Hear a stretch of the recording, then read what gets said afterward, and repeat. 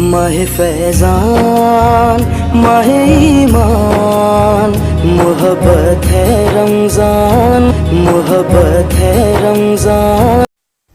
حضرت حذیفہ رضی اللہ تعالیٰ عنہ بیان کرتے ہیں، میں نے نبی اکرم صلی اللہ علیہ وآلہ وسلم کی اپنے سینے کے ساتھ ٹیک لگائی تو آپ صلی اللہ علیہ وآلہ وسلم نے ارشاد فرمایا، جو شخص لا الہ الا اللہ پڑھ لیتا ہے تو اس کے لیے اس بات پر مہر لگا دی جاتی ہے کہ وہ جنت میں داخل ہوگا۔ جو شخص اللہ کی رضا کے لیے ایک دن کا روزہ رکھتا ہے تو اس کے لیے اس پر مہر لگا دی جاتی ہے کہ وہ جنت میں داخل ہوگا۔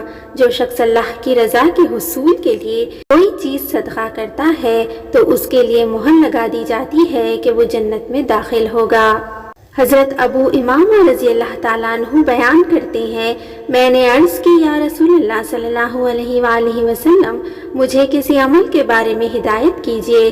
نبی اکرم صلی اللہ علیہ وآلہ وسلم نے ارشاد فرمایا، تم پر روزے رکھنا لازم ہے کیونکہ اس کے برابر کچھ نہیں ہے۔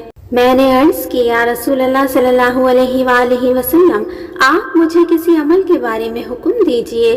نبی اکرم صلی اللہ علیہ وآلہ وسلم نے ارشاد فرمایا، تم پر روزے رکھنا لازم ہے کیونکہ اس کے برابر کچھ نہیں ہے۔ میں نے عرض کی، یا رسول اللہ صلی اللہ علیہ وآلہ وسلم، آپ مجھے کسی عمل کے بارے میں حکم دیجئے۔